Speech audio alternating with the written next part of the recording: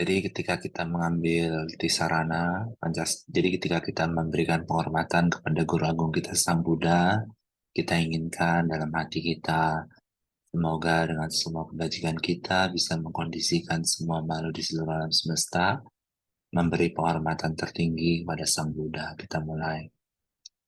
Namo tassa bhagavato arahato sama sambuddhassa. Namo tassa bhagavato arahato sama sambuddhassa. Namo tassa bhagavato arahato sama sambuddhassa. Kita akan mengambil di sarana. Jadi ketika kita mengambil di sarana, kita inginkan dalam hati kita, semoga dengan semua kebajikan kita bisa mengkondisikan semua makhluk di seluruh alam semesta, mengambil perlindungan terbaik di dalam Buddha, Dhamma, dan Sangha. Kita mulai.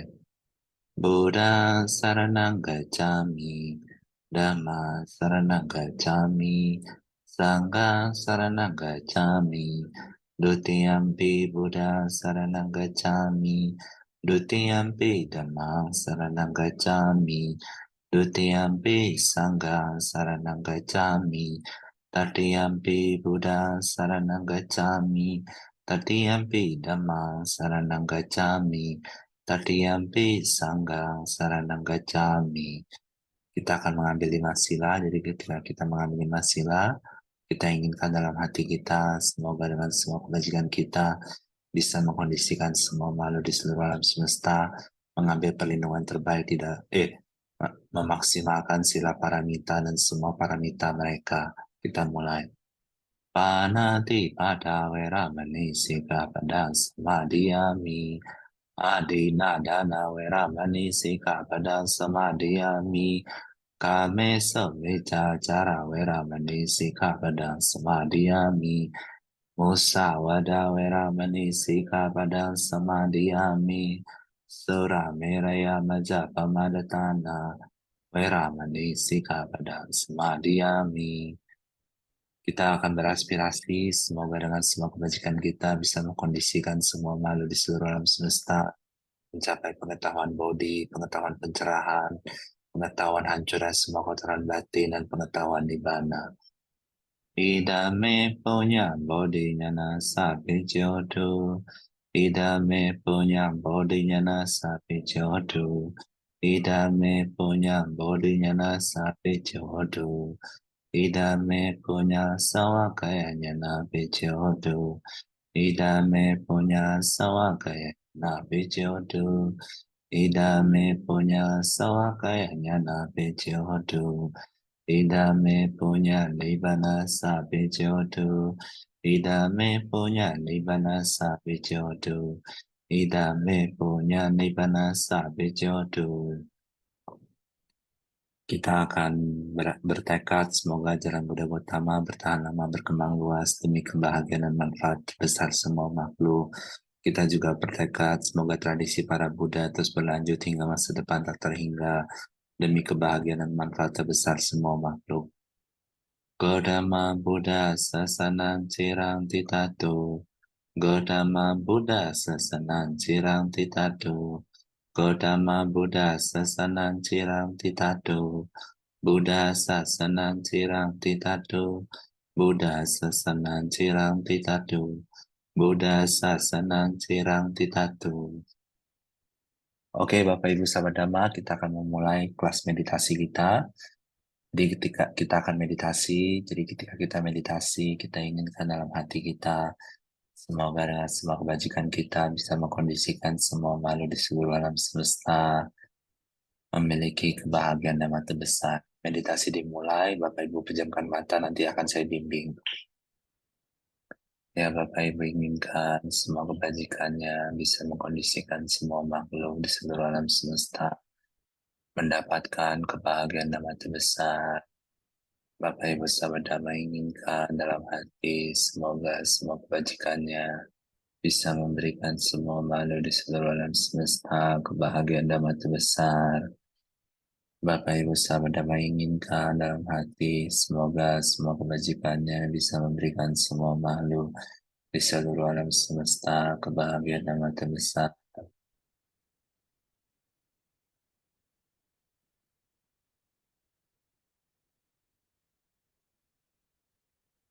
Kalau seperti itu Bapak Ibu sahabat dan menginginkan semua kebajikannya bisa memberikan semua makhluk di seluruh alam semesta kebahagiaan yang maha besar. Bapak Ibu inginkan semua kebajikannya bisa memberikan semua makhluk di seluruh alam semesta kebahagiaan dan maha besar. Terus seperti itu Bapak Ibu sahabat dan menginginkan semua kebajikannya bisa memberikan semua makhluk di seluruh alam semesta kebahagiaan dan maha besar. Kehidupan terbaik, pembebasan dari segala penderitaan. Bapak Ibu inginkan semua kebajikannya bisa memberikan semua makhluk di seluruh alam semesta kebahagiaan dan terbesar, kehidupan terbaik, pembebasan dari segala penderitaan. Inginkan dengan sungguh-sungguh, semoga semua kebajikannya bisa memberikan semua makhluk di seluruh alam semesta kebahagiaan dan terbesar, kehidupan terbaik, pembebasan dari segala penderitaan. Terus seperti itu Bapak Ibu sahabat dan menginginkan semua kebajikannya bisa memberikan semua makhluk di seluruh alam semesta kebahagiaan dan terbesar, kehidupan terbaik, pembebasan dari segala penderitaan. Bapak Ibu sahabat dan menginginkan semua kebajikannya bisa memberikan semua makhluk di seluruh alam semesta kebahagiaan dan terbesar, kehidupan terbaik, pembebasan dari segala penderitaan.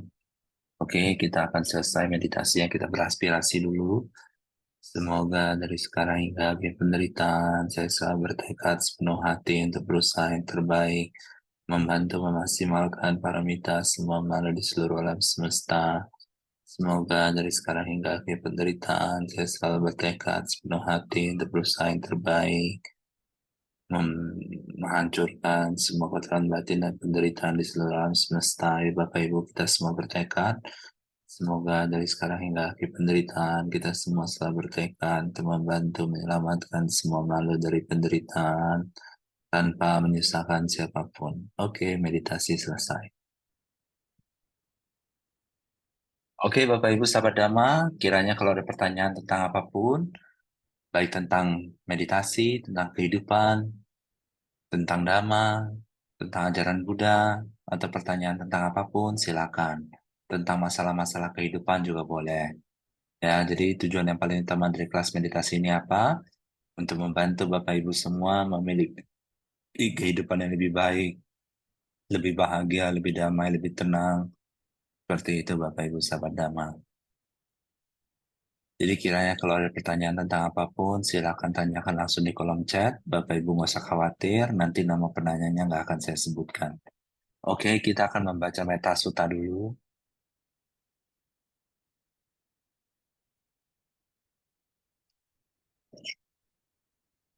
Jadi Bapak Ibu sahabat Dhamma di rumah harus rajin baca Metta Sutta. Ya, supaya di rumah dilindungi oleh para dewa, seperti itu. Sebelum baca parita, kita baca Dewa Radana dulu. Samanta Cakawali Suatra Gacantu Dewata Sadama Muni Rajasa Sunantu Sagamo Gada Dhamma Sawana Kalau Ayam Bedanta Dhamma Sawana Kalau Ayam Bedanta Dhamma Sawana Kalau Ayam Bedanta.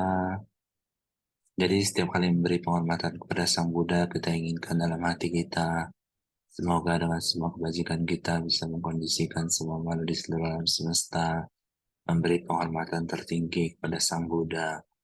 Namo tassa bhagavato arahato sama sambuddhassa. Namo tassa bhagavato arahato sama sambuddhassa. Namo tassa bhagavato arahato sama sambuddhassa. Kita akan membaca Metta Sutta. Jadi ketika kita membaca Metta Sutta, kita inginkan dalam hati kita, semoga dengan semua kebajikan kita bisa mengkondisikan semua makhluk di seluruh alam semesta memiliki pemahaman yang paling maksimal akan Metta Sutta dan semua ajaran Sang Buddha.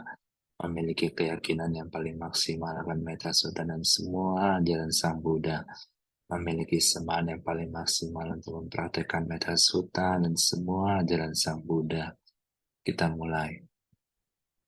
Yasanubhavato yakane wadasendi visana yami cewano yonjantara tindi wamatandito suka sepati sedaca papangkin cina pasati ewa mani guno pintam peritantam benamahi karania mata kuselina yantang sandang pada bisa meca sakau juca so aja samudu anati maning Sando sako cha subaro cha paki cha salau kawuti Sandindriyo cha nipako cha pangabo buleso nanugido Nacha kudang samacare kinchi na winyo pare pawadeyo Suki no akiminontu sabi sata bawantu suki tata Yeke chi pana buddha dita sawata warawawana wasesa Digawai mantama jimara saka nukadula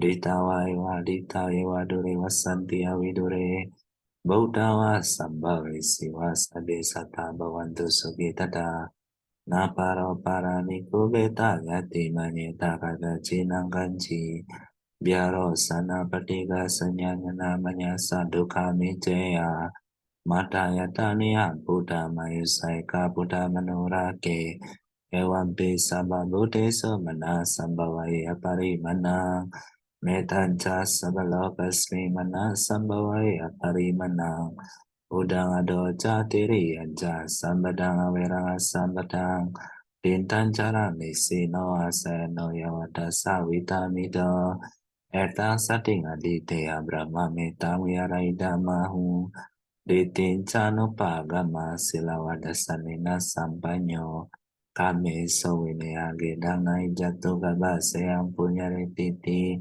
Bawantu sabah manggala rakantu sabah dewata Sabah Buddha nubawina sadasuki bawantu de Bawantu sabah manggala rakantu sabah dewata Sabah dhamma nubawina sadasuki bawantu de Bawantu sabah manggala rakantu sabah dewata Sabah sangga nubawina sadasuki bawantu de.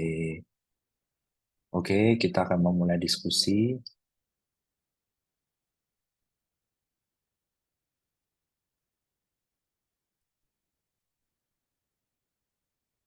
Oke, ada pertanyaan ya.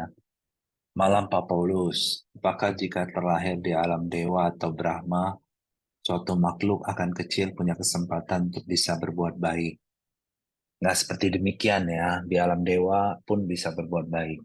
Kalau di alam Brahma, kebajikannya banyak, kan meditasi, masuk jana terus, tiap saat meditasi, meditasi kasina, meditasi cinta kasih.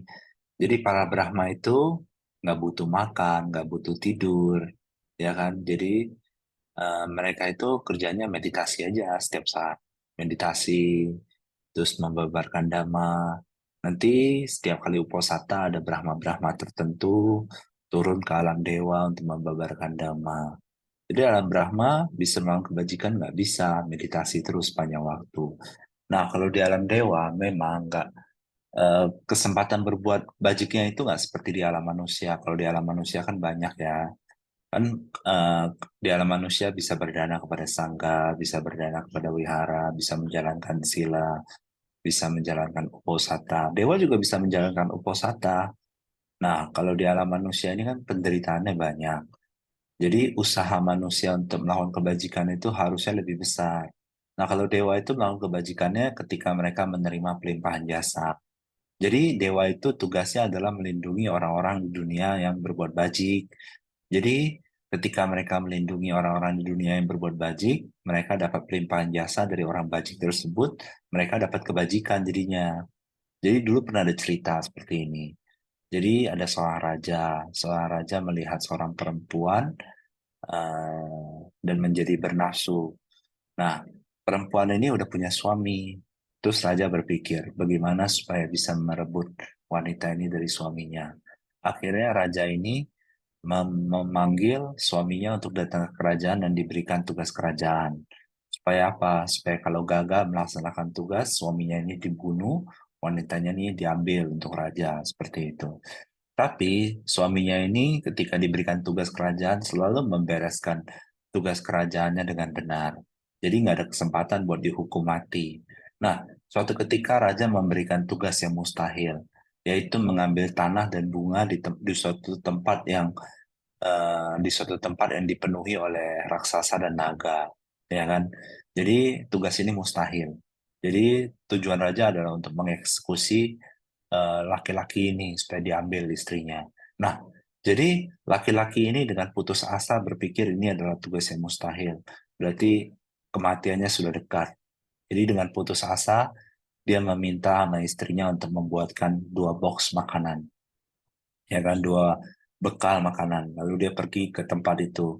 Nah, sebelum pas pergi itu dia komplain-komplain terus, wah inilah raja lah, hidupnya mau berakhir dan segala macam segala macam.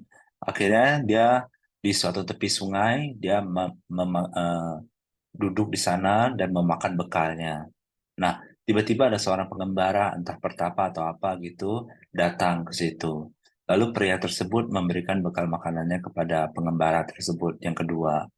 Lalu pada saat makanannya udah mau habis, sisa makanannya diberikan kepada ikan-ikan, ya kan? Diberikan kepada ikan-ikan. Lalu orang ini berpikir seperti ini. Orang ini menimpahkan jasa. Semoga saya telah membagikan makanan sisa kepada ikan-ikan dan kepada pengembara, ya kan? Dia komplain lah di situ, dia komplain raja begini begini begini. Terus lalu dia pelimpahan jasa ke semua dewa dan ke semua naga di sekitar tempat itu. Nah, lalu ada seekor naga yang mendengarkan orang ini. Lalu naganya bertanya kepada orang tersebut, kenapa kamu komplain? Oh, dia bilang raja begini begini begini, dia akan dihukum mati, bla bla bla. Terus naga tersebut tanya, lalu tadi kamu ngapain? Saya melakukan pelimpahan jasa ini untuk saya telah membagikan sisa makanan dan nasi box kepada pengembara dan membagikan jasa kebajikan ini kepada semua dewa dan semua naga yang ada di sini. Lalu naga ini menjadi senang, ya kan? Lalu naga ini mengambilkan bunga dan tanah yang langka itu ke orang itu, lalu orang itu diantarkan sampai ke kerajaan, nggak jadi dihukum mati, ya kan? Nah, jadi naga itu membantu orang tersebut karena dia mendapatkan pelimpahan jasa. Naga tersebut senang bisa melakukan kebajikan dengan menerima pelimpahan jasa. Jadi kalau Bapak Ibu, sahabat Dhamma, ya kan sering melakukan kebajikan atau pelimpahan jasa, maka akan dilindungi oleh para dewata. Dewata akan mencatat kebajikan-kebajikan Bapak Ibu, ya kan. Jadi kayak pria tadi yang mau dihukum mati sama raja membagikan jasanya kepada naga. Ya kan itu cuma ngasih sisa doang ke ikan-ikan sama kepada seorang pengembara. Apalagi zaman sekarang bisa berdana kepada sangga, berdana makanan kepada sangga, bisa berdana pembangunan wihara, ya kan? Bisa berdana keperluan wihara, lalu pelimpahan jasa kepada semua dewa, pada semua makhluk halus, kepada semua makhluk, itu jasa kebajikannya sungguh besar, maka akan ditolong oleh para dewata. Seperti itu. Kalau ada pertanyaan lain lagi silakan ya. Nah, topiknya kan hari ini bagaimana cara keluar dari kesulitan hidup dengan bantuan meditasi. Ada beberapa orang SMS saya komplain masalah hidupnya ini dan itu. Saya paham sih permasalahan hidup mereka. Tapi sebenarnya kenapa masalah itu makin lama makin besar? Karena fokus. Masalah tersebut dipikirin lagi, dipikirin lagi, sehingga masalah itu makin lama makin besar, makin lama makin besar. Ya mungkin ada yang berpikir, tapi kan gimana masalah ini benar-benar nyata, sampai membuat hati menjadi susah mikirinnya. Iya, tapi ini adalah akibat karma sebenarnya. Akibat karma.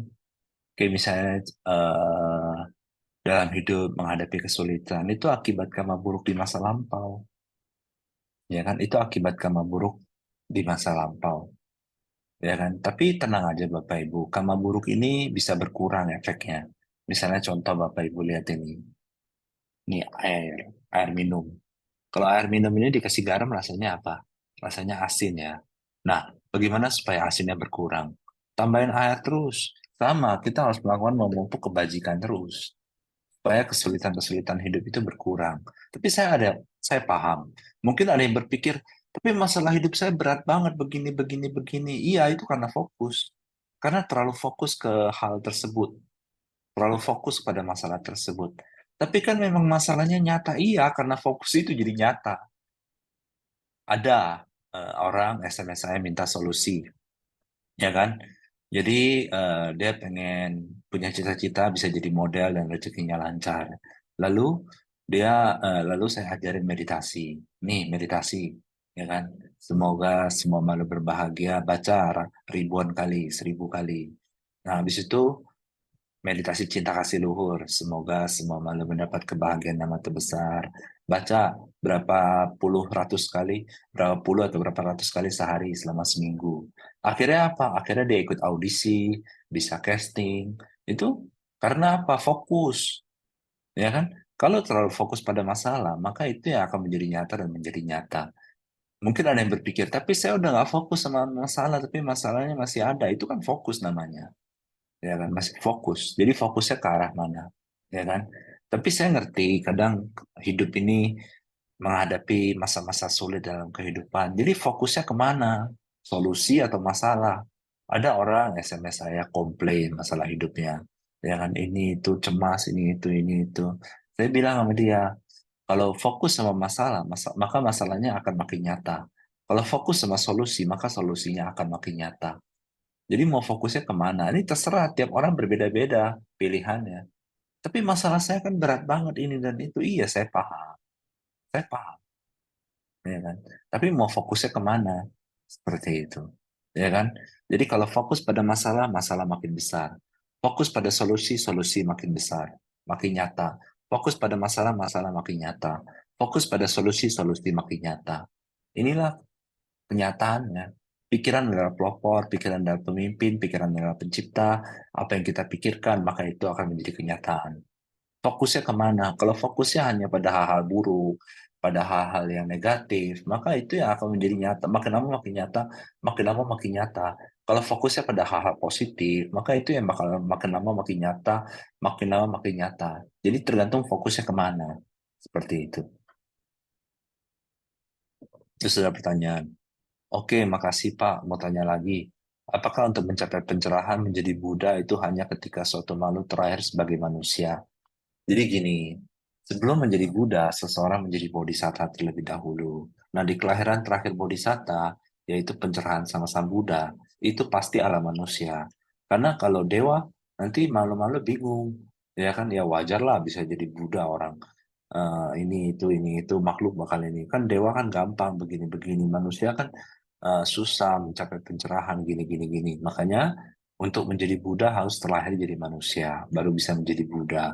Tapi selama masa bodhisatta sampai menjadi Buddha, kayak misalnya contoh kehidupan pertama Buddha Gautama kita sebagai bodhisatta adalah kehidupan petapa Sumedha. Nah, petapa Sumedha itu siapa? Kehidupan lampau Buddha Gautama.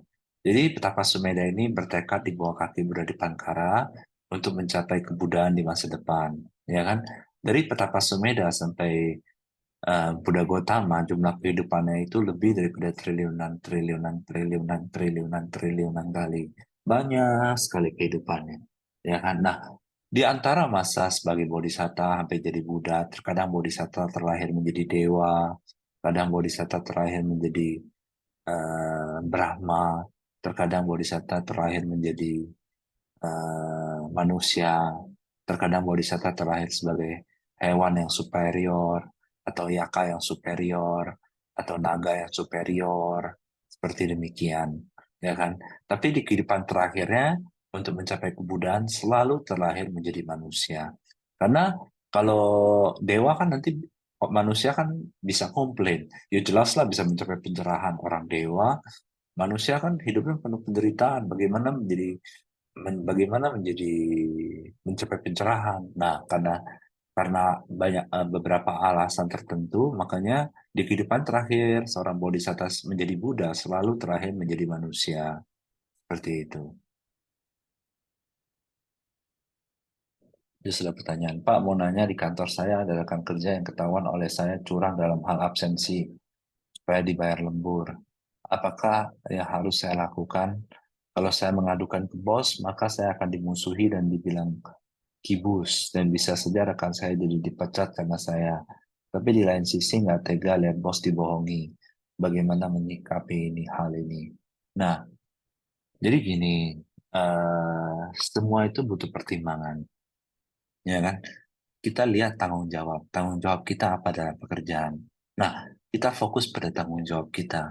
Jadi di kantor atau di dalam hal rumah tangga atau apa, kita harus fokus sama tanggung jawab kita. Di dunia ini banyak kejahatan, kita nggak bisa menghentikan segala kejahatan.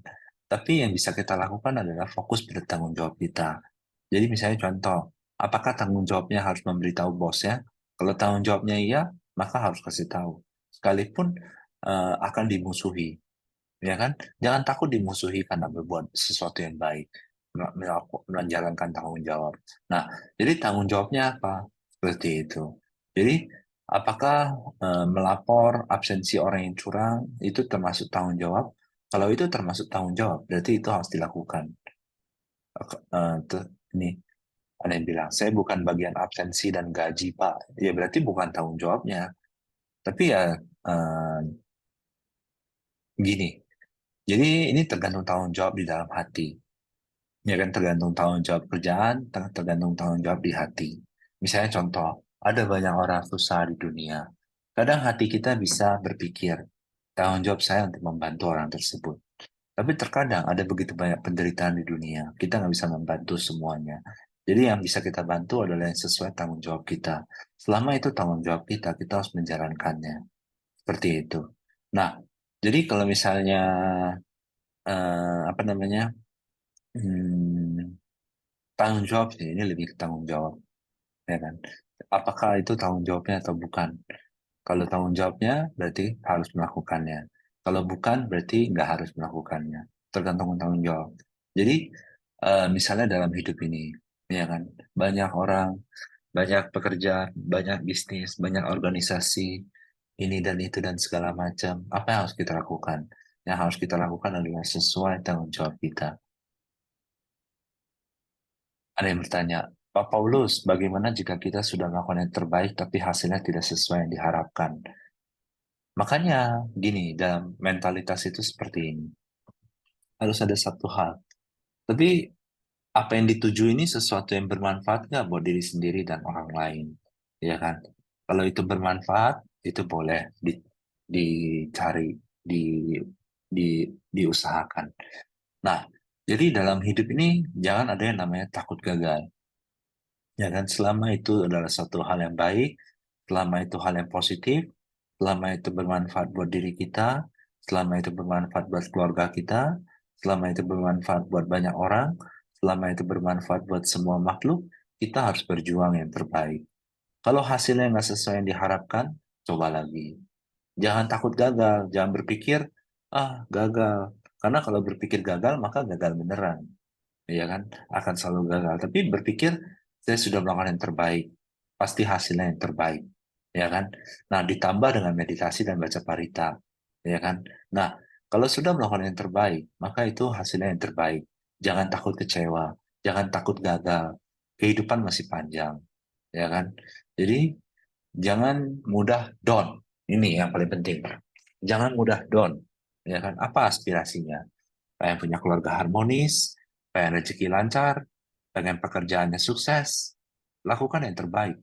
Jangan takut down, jangan takut gagal, ya kan? Lakukan terus yang terbaik. Itu yang menempa mental kita. Kalau dalam hal parami disebut tekad, ya kan? Tekad, semangat, kesabaran. Ada tekad, ada kesabaran, ada semangat. Berjuang lagi, ya kan, berjuang terus. Tapi yang paling penting, jangan pernah menyakiti siapapun dengan alasan apapun. Selama tujuannya baik, caranya baik, yang dikerjakan baik, entah bagi diri sendiri ataupun orang lain, itu patut untuk diusahakan. Jadi jangan takut down, jangan takut gagal, jangan takut kecewa, berjuang terus. Seperti itu. Jadi Bapak Ibu aspirasinya apa nih bulan ini, atau bulan depan, atau tahun ini, atau tahun depan, apa? Terus banyakin berbuat kebajikan supaya aspirasinya tercapai. Kalau gagal gimana? Jangan down, jangan kecewa. Sabar, tekad, semangat lagi, berjuang lagi. Terus itu yang menempa diri kita. Yang penting, yang pasti dalam hidup ini jangan takut gagal. Selama kita sudah berjuang yang terbaik bagi diri kita, bagi orang lain, bagi keluarga kita, bagi semua makhluk, jangan takut gagal. Mungkin saya ngerti, kadang ada kekhawatiran, karena target tidak tercapai, ini dan itu, dan segala macam, pesimisme. Abaikan semua pikiran itu. Tetap fokus kepada hal yang positif. Seperti itu. Ada pertanyaan lagi, Bapak Ibu sahabat Dhamma?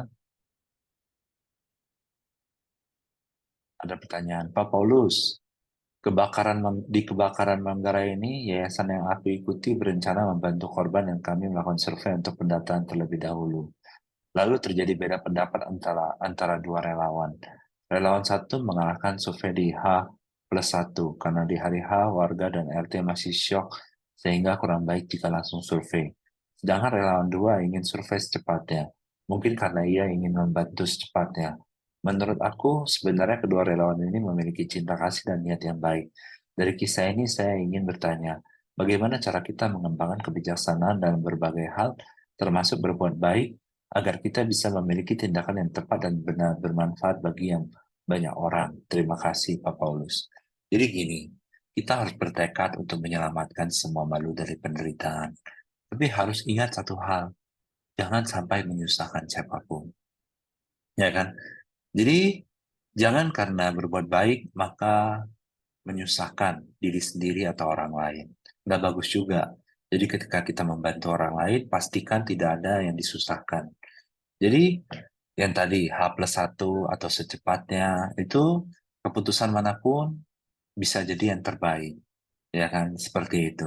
Tapi yang paling penting, bagaimana cara mengembangkan kebijaksanaan dalam kehidupan kita?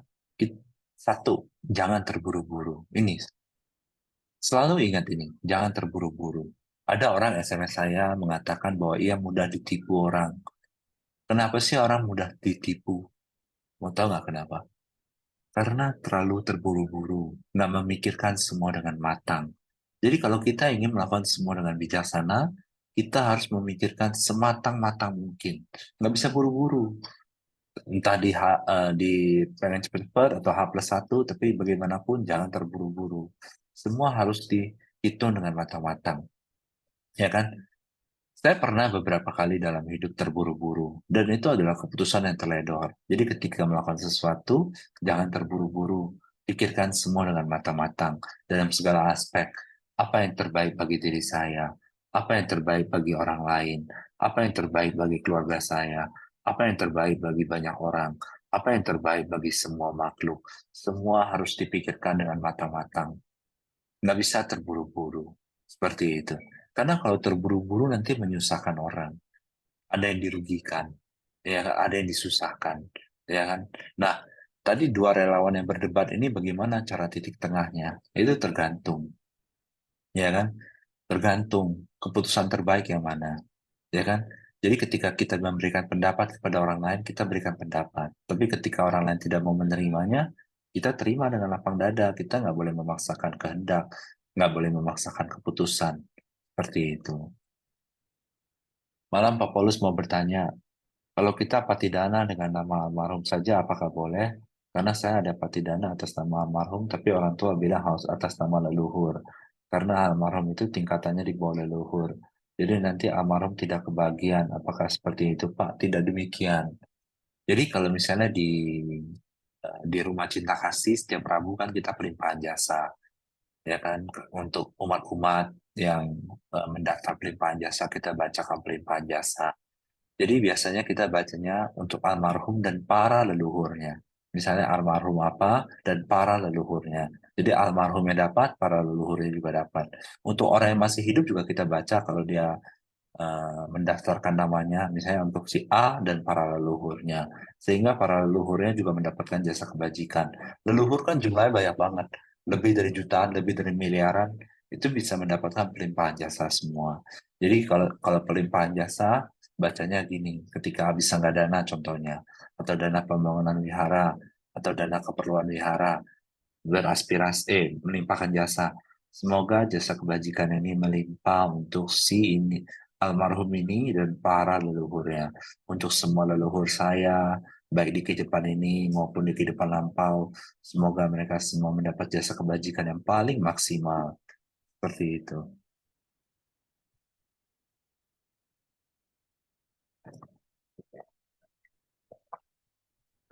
Kalau ada pertanyaan lagi silakan ya Bapak Ibu.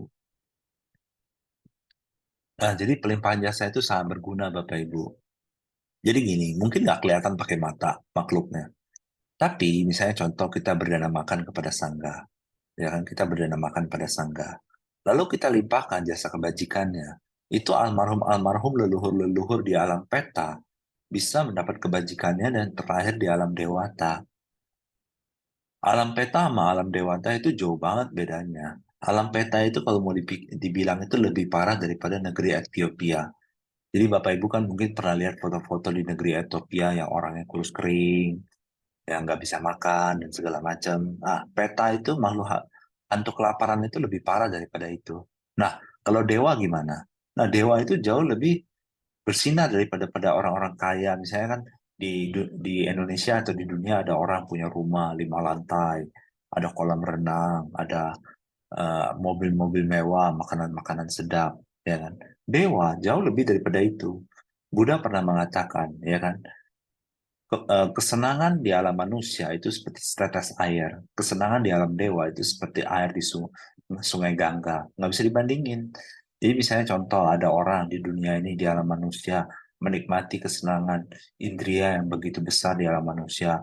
Punya rumah mewah, mobil mewah, pesawat jet, helikopter, semua segala macam. Ini nggak ada apa-apanya sama dewa yang rendah. Sama dewa rendah aja, orang kaya ini kalah sama dewa rendah aja orang kaya ini kalah. Dewa itu bisa terbang, bisa menghilang, bisa teleportasi, berbicara pakai batin, makanan yang enak-enak, yang sedap-sedap, ya kan, minuman yang enak-enak, yang sedap-sedap.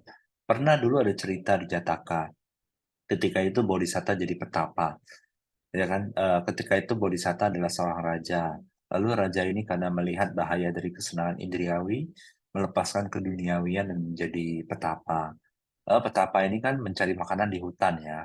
Nah, tiba-tiba suatu hari ada mangga dari alam dewa bumi. Jadi eh, tidak jauh dari situ ada dewa yang tinggal di situ dan memiliki hutan mangga. Jadi mangga surgawi lah. Ini dewa bumi loh. Kita belum bilang dewa yang di atas-atas, ya. Bukan dewa Catu Maharaji ke atas, Tawating ke atas, dan bukan dewa yang di atas langit. Ini masih dewa bumi, ya kan? Nah, mangganya suatu hari jatuh ke sungai. Lalu petapa ini mengambil mangga tersebut. Lalu mangga itu terus dipotong lalu dimakan. Lalu mangganya disimpan lagi buat besoknya, dipotong lagi, dimakan lagi. Nah, setelah mangganya habis, petapa ini tidak bisa memakan makanan lain lagi. Karena makanan lain jadi rasanya nggak enak sekali. Lalu karena nggak puasa berhari-hari nggak makan, ada seorang dewi, ya kan, melihat kondisi tersebut, lalu berdiskusi dengan petapa tersebut. Lalu dewi tersebut mensuplai dewa mangga-mangga surgawi tersebut, ya kan, mangga-mangga surgawi tersebut. Lalu petapa tersebut bermeditasi dengan sungguh-sungguh sampai tahap jana, meninggal dan terakhir di alam Brahma. Nah, jadi bukan berarti bodhisatta serakah, petapa bodhisatta serakah, bukan, karena sudah makan makanan mangga surgawi, ya kan? Mangga surgawi. Jadi paling enak di alam manusia pun udah susah dimakannya, karena terlalu enak mangga surgawi. Tapi kan bodhisatta tidak terlena, bodhisatta kan meditasi sampai jana, lalu sampai terlahir di alam Brahma, mengumpulkan paramita. Jadi alam dewa itu sungguh menyenangkan Bapak Ibu kalau mau dibilang. Jadi, kalau misalnya kita berdana sangga, berdana pada pembangunan wihara, berdana keperluan wihara, kita limpahkan jasa kebajikannya. Itu yang tadinya makhluk peta, yang makhluk halus itu, yang eh, kondisinya lebih tragis daripada orang-orang Afrika yang kelaparan itu, bisa terlahir jadi alam dewa, yang kondisinya jauh lebih bagus daripada orang-orang kaya di dunia. Jadi, limpahan jasa sangat penting.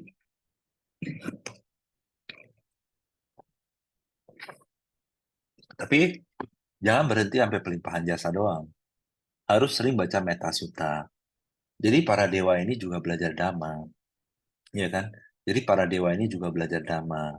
Jadi setelah mereka terlahir menjadi dewa, bacakan Parita terus, Metasutta sehari 10 kali, 20 kali, 100 kali, 200 kali. Supaya para dewa ini Bisa belajar dhamma, nggak terlena sama kehidupan dewanya doang. Bacakan Manggala Sutta, Ratana Sutta, Paticcasamuppada Vibanggo, terus Dhammacakkappavattana Sutta, Anatalakkhana Sutta, Patana, dan segala macam. Sehingga dewa-dewa ini tidak lengah. Seperti itu. Ada pertanyaan lagi Bapak Ibu?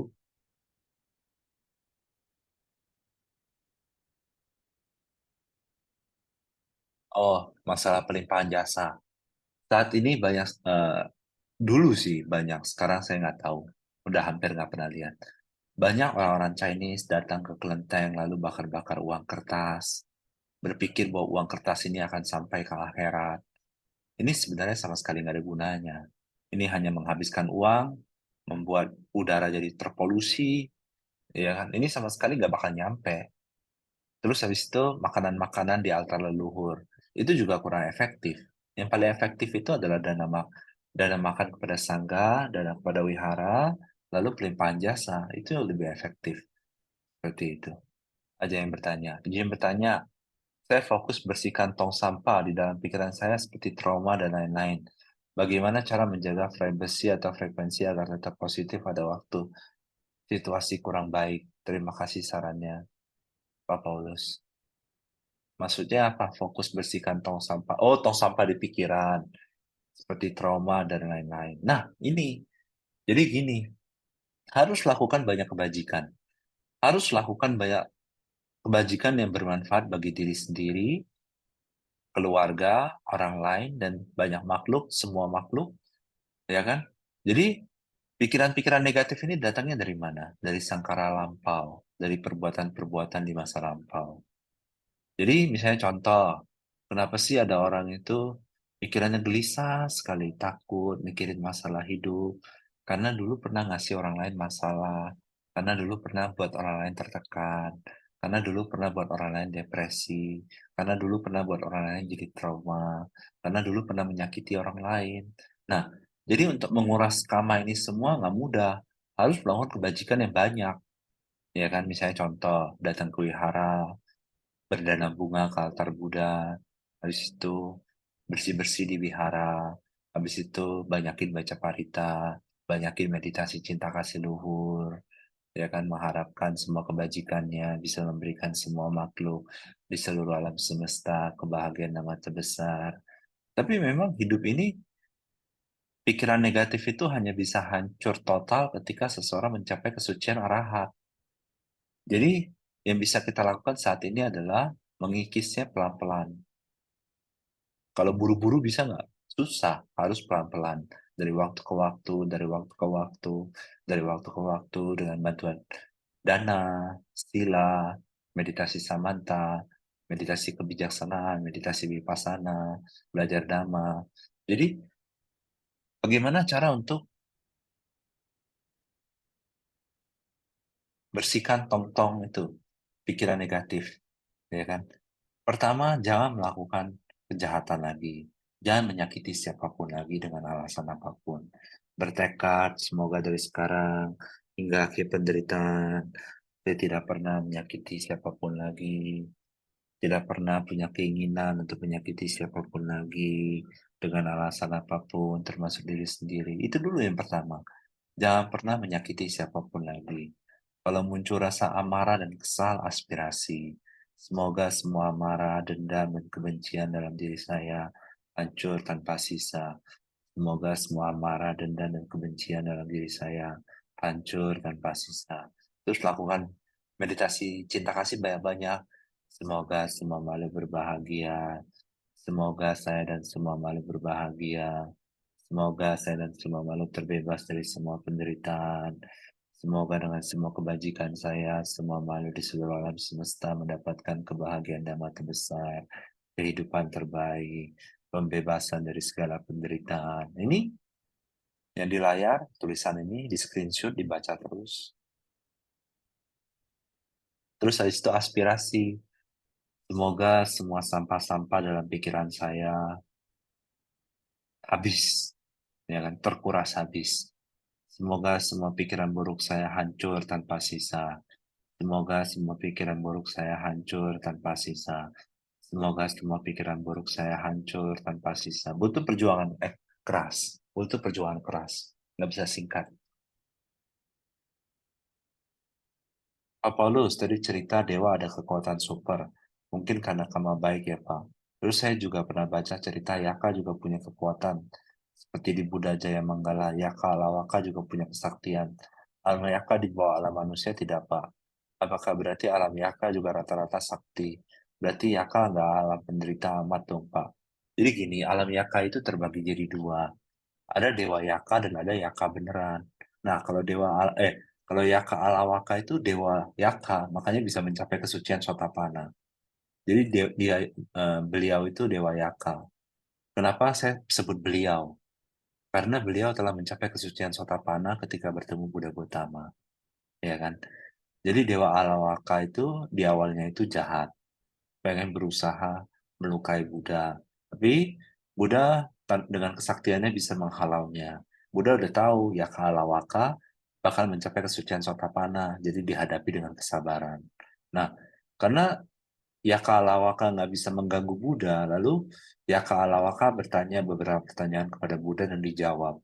Lalu Yaka Alawaka mencapai tingkat kesucian Sotapanna. Nah, kalau Dewa Yaka bisa mencapai kesucian, kalau Yaka beneran itu nggak bisa mencapai kesucian, ya kan? Nah, Yaka beneran itu seperti naga, punya kesaktian juga. Naga itu termasuk hewan, tapi hewan yang sakti. Naga itu bukan dewa. Naga nggak bisa mencapai pencerahan di kehidupan itu.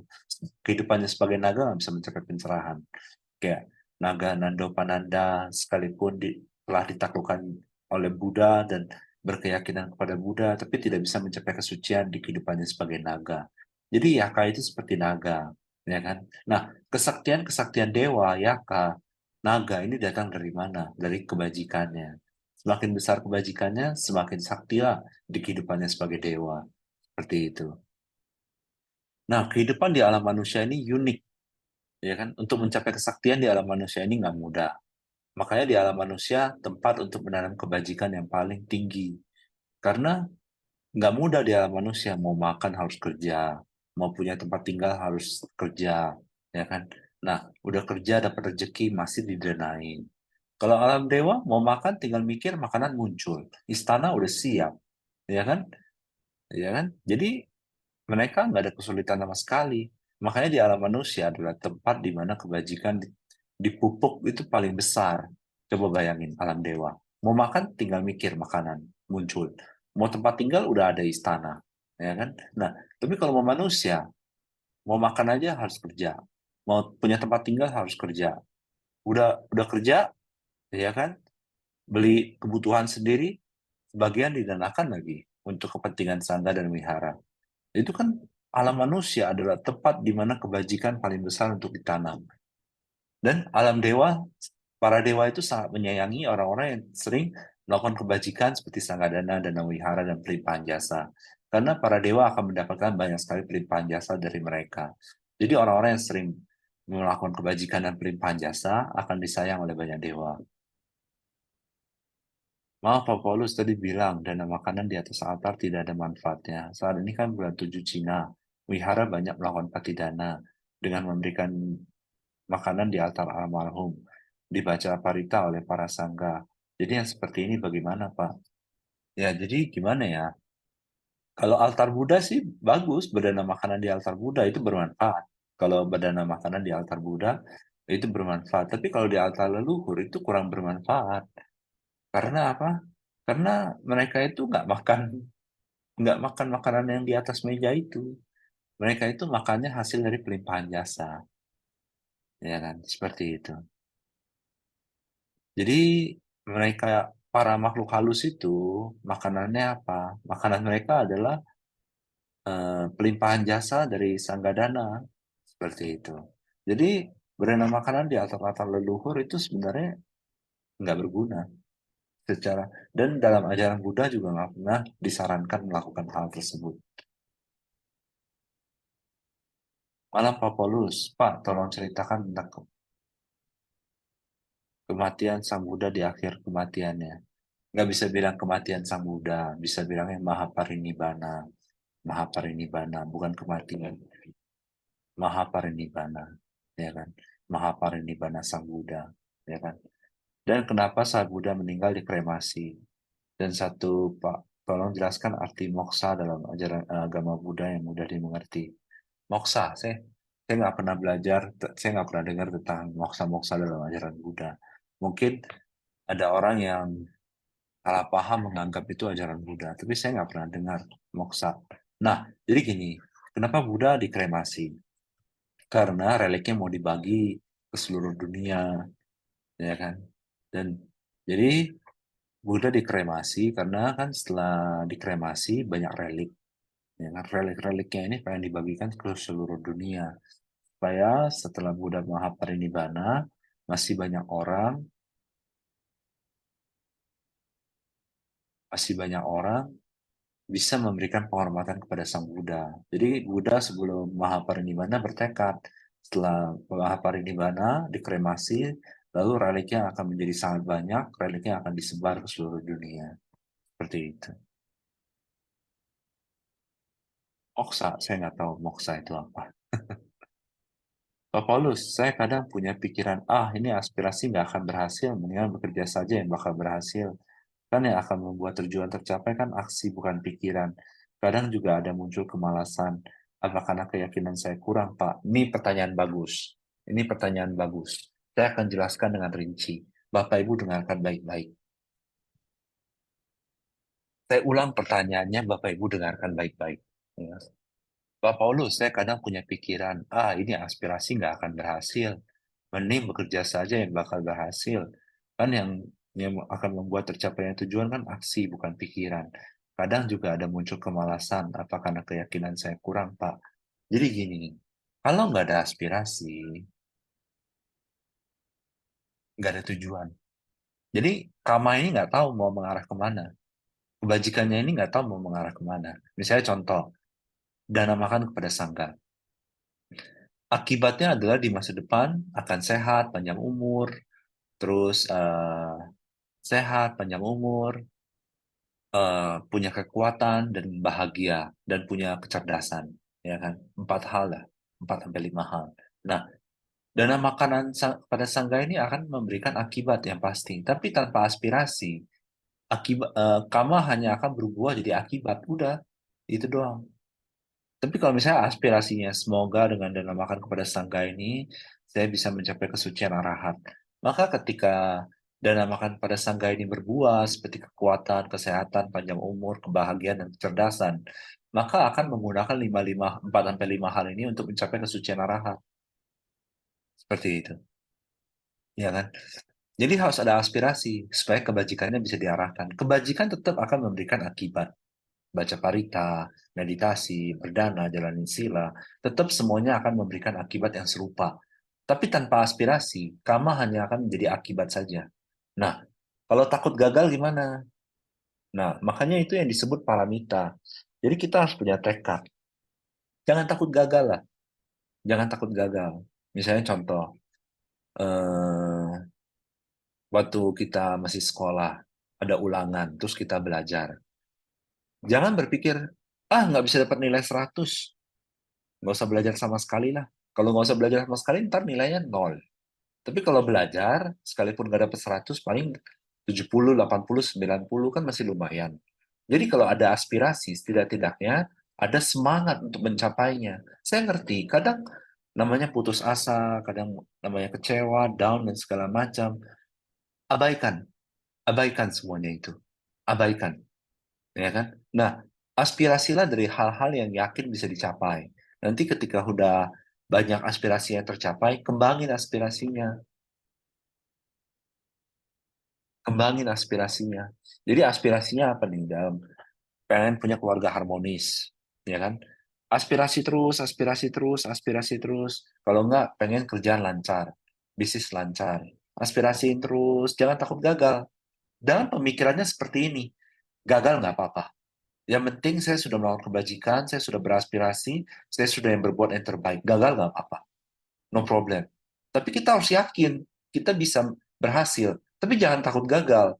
Gagal pun nggak apa-apa. Jadi gini, jangan kekecewaan itu datang dari mana sih? Dari harapan. Kekecewaan itu datang dari harapan. Jadi ketika kita beraspirasi, kita lakukan yang terbaik, tapi jangan begitu banyak berharap. Jangan berharap terlalu banyak. Jadi kekecewaan itu datang dari keserakahan, ya kan? Tapi kalau aspirasi kan beda.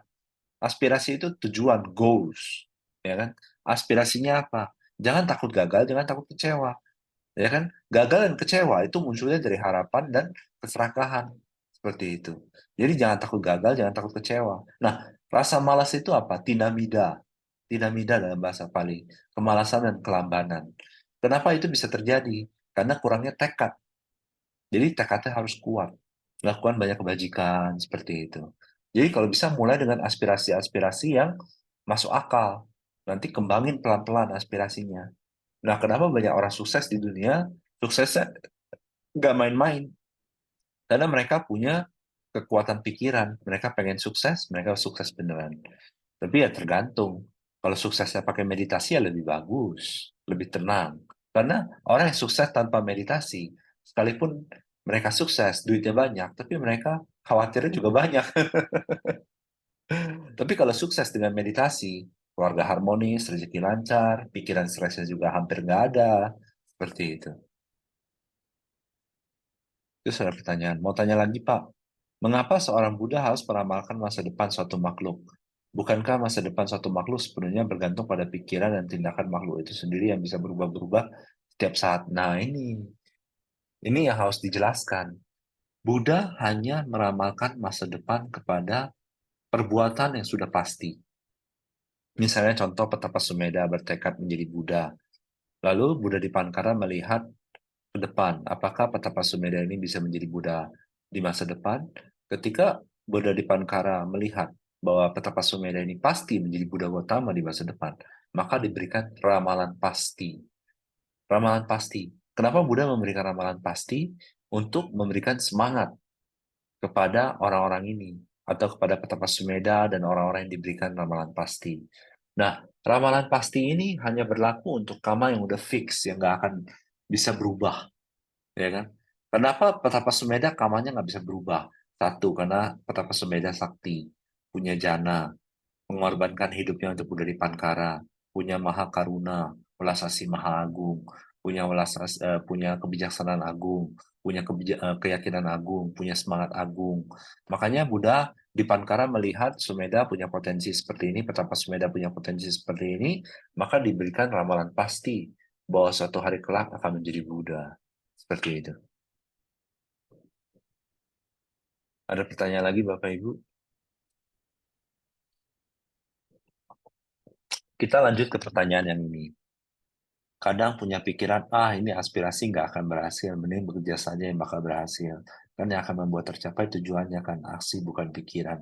Kadang juga ada muncul kemalasan, apa karena keyakinan saya kurang, Pak. Jadi bagaimana supaya aspirasi ini konsisten, ya kan? Lakukan kebajikan secara rutin. Lakukan kebajikan secara rutin dan aspirasi. Aspirasinya fokus, ya kan? Pasti tercapai kok. Pasti tercapai, ya kan? Tenang aja, pasti tercapai. Jadi gini, kayak misalnya karma itu gimana sih berbuahnya? Misalnya ada orang mau pergi ke Thailand, ya kan? Dia mau pergi ke Thailand atau ke Jepang.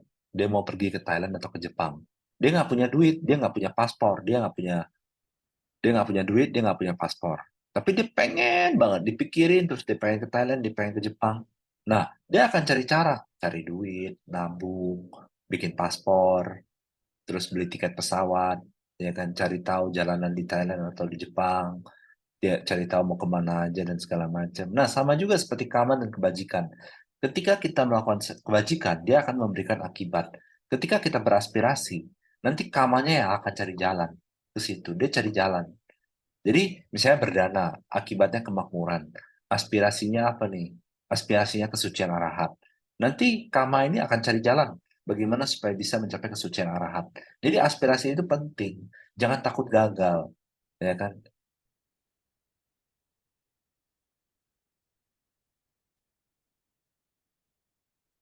Pelimpahan jasanya belum ya nanti ya. Oke, Bapak Ibu ada pertanyaan lagi. Jadi sama dengan permasalahan-permasalahan hidup. Kalau fokus banget sama masalah hidup, maka maka masalah ini akan cari jalan terus. Misalnya contoh, komplain. Komplain. Hidup saya begini, begini, begini, begini, begini, begini. Nanti kamu akan cari jalan supaya masalahnya makin besar. Tapi kalau fokusnya pada solusi, ya kan? Fokusnya, misalnya contoh aspirasi. Habis berdana, habis melakukan kebajikan, habis pelimpahan jasa, habis baca parita, habis meditasi, habis jalanin sila, aspirasi. Semoga semua masalah saya mendapatkan solusi yang terbaik. Maka karma ini akan cari jalan supaya mencapai solusi terbaik. Seperti itu.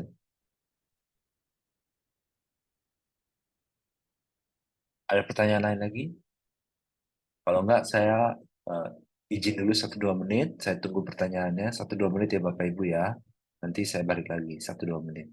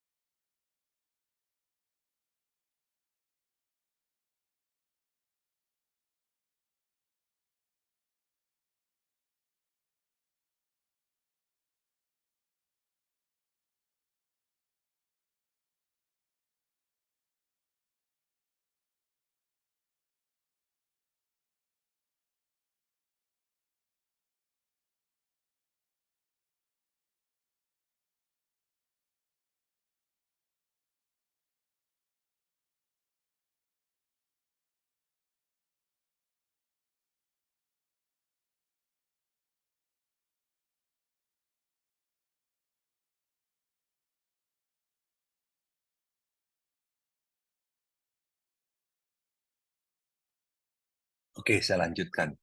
Jadi maksudnya Kama mencari jalan itu gimana? Misalnya Petapa Sumedha, di bawah kaki Buddha di Pankara bertekad untuk menjadi Buddha di masa depan.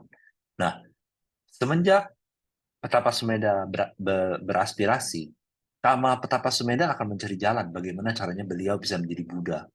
Dari kehidupan ke kehidupan, ngumpulin kebajikan dan parami, kebajikan dan parami, kebajikan dan parami. Cari jalan, dia cari jalan. Kamanya ini akan cari jalan. Padahal kan setelah seseorang meninggal, kelahiran berikutnya kadang lupa, ya kan? Tapi enggak lupa. Kama ini akan cari jalan untuk menuntaskan semua aspirasi tersebut. Jadi jangan khawatir Bapak Ibu, aspirasi pasti tercapai. Selama konsisten dan dengan kebajikan dan beraspirasi, aspirasi ini pasti tercapai. Jadi ketika dia sudah di pikiran, tergantung sih. Kalau ada kebajikan tercapai, kalau nggak ada kebajikan nggak tercapai. Jadi kalau ada kebajikan terus beraspirasi, maka aspirasi ini akan tercapai. Ada pertanyaan. Pak, bisa tolong jelaskan kehidupan seseorang setelah mencapai kesucian arahat seperti apa ya Pak? Minggu kemarin kan sempat dibahas, bisa tolong dijelaskan dan kembali. Terima kasih Pak. Jadi gini, kan yang membuat manusia menderita itu apa? Kotoran batin kan. Kotoran batin ada 14. Ya kan, keserakahan, kebencian, iri hati, dan segala macam ada 14. Jadi, ketika seseorang mencapai kesucian arahat, 14 kotoran batin ini hancur tanpa sisa. Jadi seseorang hidup tanpa kotoran batin lagi. Nah, jadi setelah arahat meninggal atau parinibbana, beliau-beliau ini tidak terlahir lagi dimanapun. Karena kan udah gak punya kotoran batin. Jadi buat apa lagi lahir? Buat apa lagi punya kehidupan? Karena kan udah gak punya kemelekatan. Kenapa makhluk terlahir? Karena masih punya kemelekatan. Dewa pun punya kemelekatan, makanya jadi dewa. Brahma pun punya kemelekatan, makanya jadi Brahma. Tapi arahat nggak punya kemelekatan. Sama sekali nggak punya keserakahan akan apapun. Nggak punya kemelekatan akan apapun. Jadi setelah mereka parinibbana, selesai.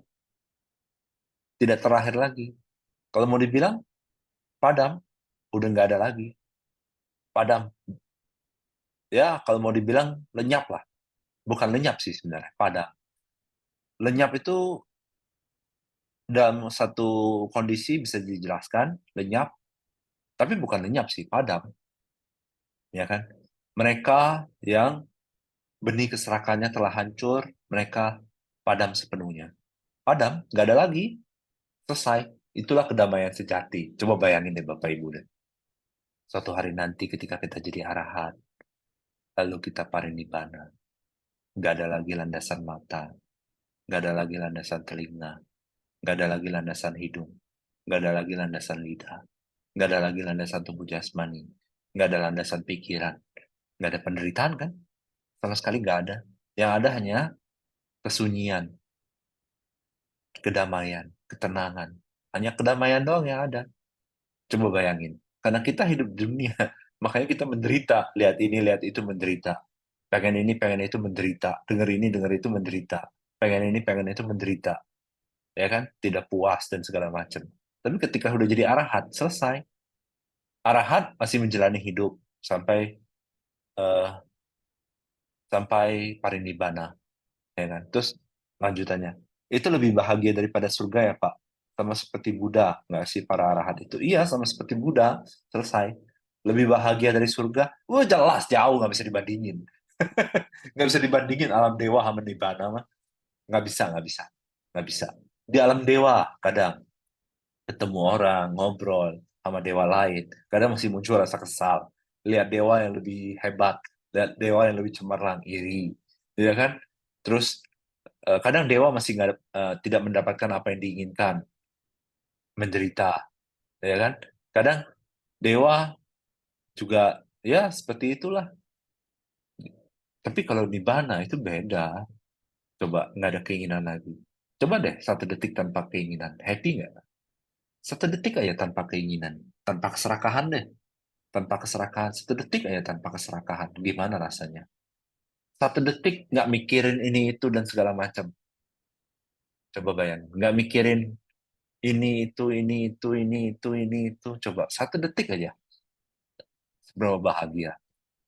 Apalagi arahat setelah parinibbana. Abadi. Kedamaian abadi. Nggak perlu mikirin apapun lagi. Nggak perlu pusing ini dan itu. Ya kan? Itu kedamaian yang tak terbayangkan. Nah, itu sih yang saya cari. Saya lagi berusaha. Ya, semoga dalam beberapa kehidupan bisa selesai. Ya kan? Lelah lagi hidup di dunia ini. Lelah. Jujur aja. Nih ya, Bapak Ibu saya cerita sedikit ya. Kehidupan saya ini hampir nggak ada penderitaan. Karena saya selalu meditasi setiap saat. Tapi itu pun saya merasa dunia ini begitu banyak penderitaan. Ya kan? Sebenarnya kalau Bapak Ibu nanya, apa sih yang saya nanti-nanti? Yang saya nanti-nanti itu suatu hari menjadi arahat terus parinibbana. Seperti itu yang saya nanti-nanti. Tapi kan nggak bisa langsung, butuh proses. Ya kan? Itu sudah pertanyaan. Selamat malam Pak Paulus, bagaimana kalau ada orang yang beraspirasi konsisten tapi tujuannya buruk karena dendam, kebencian, keserakahan, mengharap orang lain celaka? Apakah aspirasinya bisa tercapai? Oh ini bahaya. Jadi dulu pernah ada cerita, seorang wanita penghibur, ya kan, disewa oleh 4 orang pria. Nah, jadi setelah mereka bersenang-senang, wanita ini dibunuh, lalu diambil perhiasannya. Sebelum wanita ini dibunuh, wanita ini beraspirasi. Semoga dia bisa menemukan 4 orang ini dari kehidupan ke kehidupan lalu membunuh mereka terus-menerus. Nah, kebetulan 4 pria ini memang melakukan karma buruk yaitu membunuh wanita tersebut. Tapi mereka pernah melakukan suatu jenis kebajikan sehingga mereka bertemu ajaran Buddha dan mencapai kesucian Sotapanna, Anagami, Arahat, dan Cula Sotapanna. Wanita ini membunuh makhluk suci. Yang pasti dia akan terakhir di alam neraka paling rendah dalam waktu yang sangat-sangat lama. Karena apa? Karena dendam dia, aspirasi dia. Dia pengen mencari 4 orang ini lalu membunuhnya dari kehidupan ke kehidupan. Ya memang sih, makanya nggak boleh ada dendam pada siapapun. Memang 4 pria ini melakukan keburukan, yaitu membunuh wanita tersebut dan mengambil perhiasannya. Tapi kan namanya orang kadang-kadang dalam tumiba lahir, sekalipun dia melakukan perbuatan buruk, kadang-kadang ada juga kebajikan. Kadang-kadang dia bertemu Dhamma, ajaran Buddha, lalu mencapai kesucian. Siapa yang tahu? Seperti itu. Pak Paulus, karena bahas parinibbana tadi, saya jadi terpikir, Tisarana kan berlindung pada Buddha, Dhamma, dan Sangha. Dhamma dan Sangha kan masih mudah ditemukan sekarang. Jadi kalau sudah tidak terlahir, bagaimana Buddha melindungi umat? Maksudnya bukan seperti itu. Jadi Buddha itu adalah ajarannya. Buddha itu adalah ajarannya. Jadi kekuatan Buddha berarti kekuatan ajaran Buddha. Aku berlindung pada Buddha, artinya adalah aku berlindung pada ajaran Buddha. Bukan minta dilindungi sama Buddha. Tapi aku pergi berlindung pada ajaran Buddha. Aku pergi berlindung pada Dhamma. Aku pergi berlindung pada Sangha. Maksudnya ajaran Buddhanya. Seperti itu. Ajarannya. Berlindung pada ajarannya. Dan bagaimana dana pada altar Buddha bisa sampai pada Buddha, kan Buddha sudah tidak di alam manapun. Iya benar, Buddha sudah tidak di alam manapun. Tapi kan kebajikan itu tetap berdana di altar Buddha. Berdana makanan, bunga-bungaan. Kan seperti dalam pikiran ada Buddha lalu berdana kepada Buddha. Dan itu kebajikan. Sekalipun memang lebih besar berdana kepada Buddha yang masih hidup. Seperti itu. Tapi berdana di altar Buddha juga besar kebajikannya. Manusia alam dewa Brahma tidak punya tubuh fisik seperti manusia. Apakah mereka bisa dapat berbuat dosa? Oh, mungkin maksudnya dosa ini karma buruk kali ya. Dalam ajaran Buddha itu karma buruk bukan dosa sebutannya. Dosa itu dalam bahasa Indonesia itu adalah kebencian. Jadi dewa masih bisa melakukan karma buruk seperti Dewa Mara contohnya. Dewa kan masih punya kotoran batin. Mereka terlahir jadi dewa itu karena mereka punya kebajikan sama kayak orang kaya. Orang jadi kaya karena kebajikannya. Tapi kan orang kaya bisa melakukan kejahatan juga. Seperti itu, Tan. Tapi kalau Brahma nggak punya kebencian, nggak punya nafsu indriawi, tapi Brahma masih bisa punya pandangan salah, seperti Brahma Baka menganggap dirinya Tuhan, menganggap dirinya Maha Pencipta, padahal bukan disadarkan semua Buddha, ya kan? Brahma Baka itu Brahma di alam Brahma, ya dia menganggap dirinya Tuhan, dia menganggap dirinya apa? Brahma Maha Pencipta, karena ketika dia muncul di alam Brahma, dia berpikir Brahma-Brahma, dewa-dewa, dan bumi tercipta karena dia. Jadi dia berpikir bahwa dirinya itu Tuhan Maha Pencipta. Lalu disadarkan sama Sang Buddha. Brahma nggak punya kebencian, nggak punya nafsu raga, nggak punya nafsu raga lah, nggak punya nafsu, ya kan? Tapi Brahma masih bisa punya pandangan salah.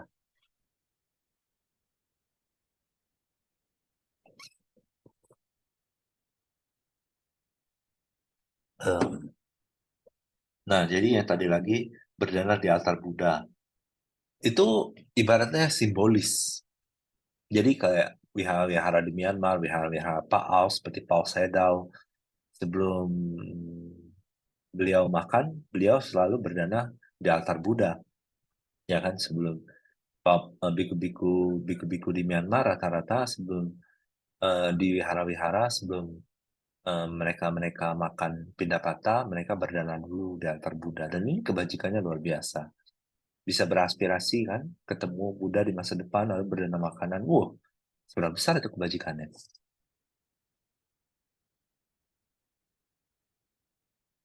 Oke, ada pertanyaan lagi Bapak Ibu sahabat Dhamma.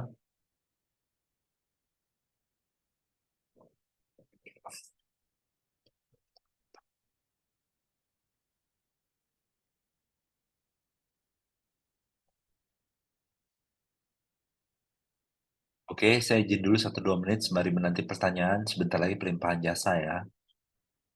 Tapi jangan dikirim dulu nama-namanya. Nama-nama pelimpahan jasanya nanti aja dikirimnya. 5-10 menit lagi.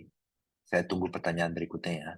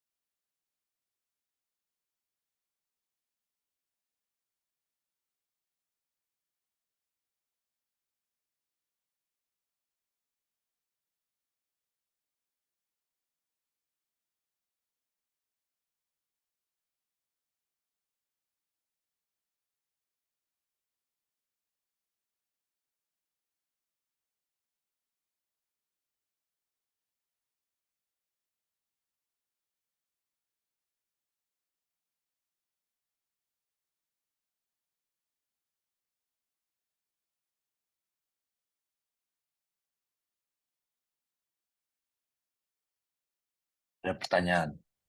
Kuburan manusia itu seram, dianggap seram manusia. Malu-malu apa aja yang menghuni kuburan dan apa memang mengganggu manusia yang lewat di situ seperti pocong dan kuntilanak. Jadi memang di kuburan itu banyak hantu. Makanya beberapa kali saya pernah ke Bogor, pernah ke mana, saya pelimpahan jasa di kuburan supaya mereka dapat pelimpahan jasa, ya kan? Nanti bulan bulan September tanggal 8 saya ada seminar di Medan. Nah, saya juga mau pelimpahan jasa di Medan. Habis dari Medan mungkin mau ke Padang, pelimpahan jasa juga, ya kan? Bapak Ibu sahabat Dhamma kalau mau mengadakan seminar di kota-kotanya, hubungi admin kita aja. Nanti kita bisa aturkan seminar di kota-kotanya. Jadi Bapak Ibu yang ada di Medan bisa ikut seminar pelimpahan jasa, bisa ajak teman-temannya, atau Bapak Ibu punya kenalan di Medan, bisa ajak mereka untuk ikut seminar di Medan. Ya, jadi kuburan itu jangan dianggap seram, tapi kita harus karuna, belas asih pada mereka semua. Jadi kita harus pelimpahan jasa.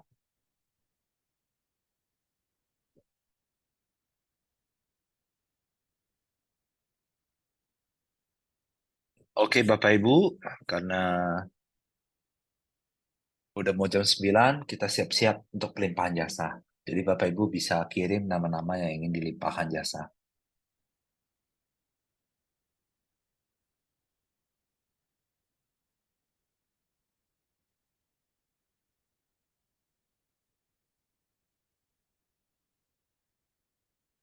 Ada yang bertanya, Pak Paulus izin bertanya tentang Pancasila kelima.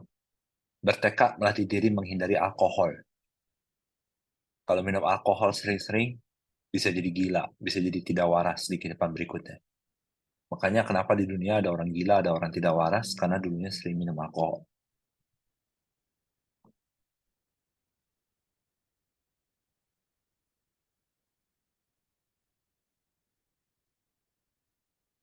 Ada pertanyaan, apakah sama sekali tidak boleh minum? Ya bertekad dong, jangan menyentuh alkohol. Alkohol itu nggak pernah bagus lah. Alkohol itu hanya melemahkan kesadaran dan membuat seseorang mabok. Atau hanya jangan sampai tidak boleh mabok. Setetes saya juga udah mabok. Ada alkohol untuk kesehatan? Enggak lah, itu hanya untuk apa? Mengurangi kesadaran. Alkohol itu nggak pernah bagus. Setetes saja mengurangi kesadaran. Lalu apa buktinya? Setetes saja mengurangi kesadaran. Jadi saya pernah ke Singapura, ya kan beberapa tahun yang lalu. Saya bilang sama kokinya, ya kan, pas itu kan lagi hari peringatan. Jadi saya makan di suatu restoran. Saya bilang sama kokinya, tolong jangan ada alkohol sama sekali. Terus entah bagaimana, dia kayaknya saya lihat bentuknya sih kayak kentang, tapi saya nggak tahu itu kentang atau bukan. Tapi ada yang namanya tape. Tape juga nggak boleh, tapi kan saya nggak pernah makan tape, jadi saya nggak tahu bentuknya. Jadi saya ambil sesendok, saya masukin mulut saya. Saya belum telan, saya belum telan. Saya cuma masukin doang ke mulut saya. Langsung kepala saya kelayangan. Habis itu saya muntahin. Nah, jadi bagaimana minum minum alkohol nggak mabuk itu ceritanya di mana? Jadi kan saya nggak tahu itu tape. Tape nggak boleh. Tape itu bisa menyebabkan eh, apa namanya kehilangan kesadaran. Tapi kan saya nggak tahu bentuknya tape karena saya nggak pernah makan tape. Saya pikir itu kentang, ya kan? Saya nggak tahu lah itu tape atau kentang yang dikasih alkohol nggak tahu. Karena kan pas itu saya di Singapura bahasa Inggris saya juga kurang bagus, jadi ngomongnya jadi kurang lancar. Jadi saya ambil sesendok, terus saya masukin mulut saya. Langsung kepala saya kelayangan, terus saya muntahin. Tuh gimana? Itu belum ditelan loh. Baru masukin ke mulut. Jadi gimana minum alkohol nggak mabok itu ceritanya di mana?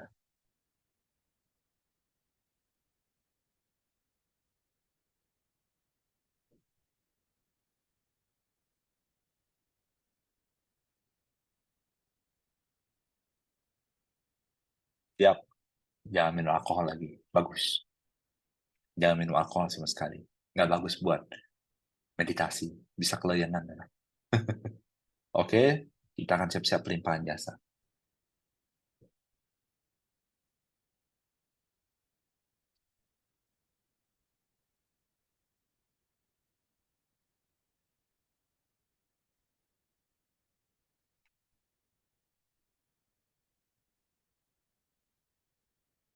Sebentar ya Bapak Ibu ya, mau siap-siap pelimpahan jasa dulu. Bapak Ibu bisa chat, kirim nama-nama almarhum untuk pelimpahan jasa. Ini seperti contohnya almarhum di chat. Langsung ke nama saya aja.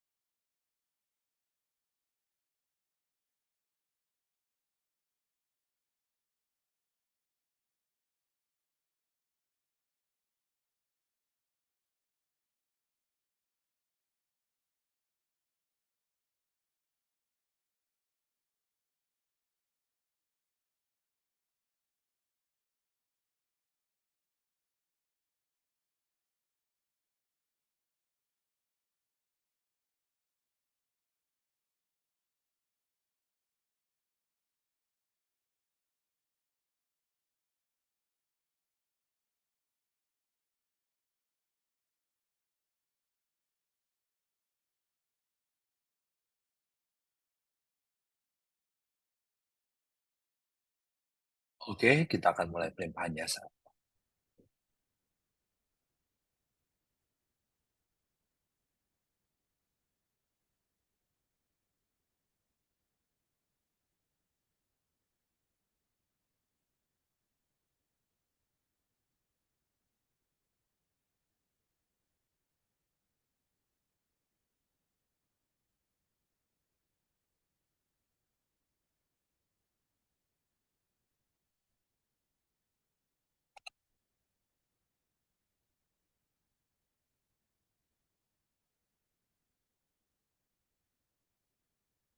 Oke, bentar ya Bapak Ibu ya.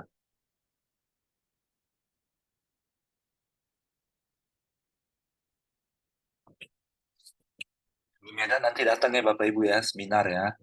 Pelimpahan jasa besar-besaran. Setiap peserta nanti bisa sebutin nama satu nama untuk di pelimpahan jasa serentak oleh semua hadirin.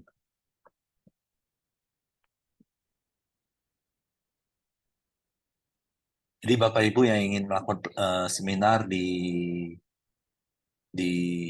eh, di kotanya, hubungi saya aja. Nih, chat saya.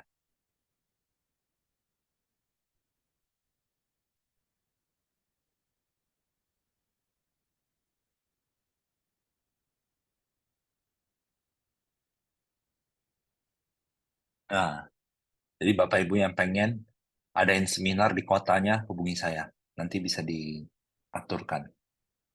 Karena saya butuh orang bantu juga di situ. Karena kan saya asing dengan tempatnya.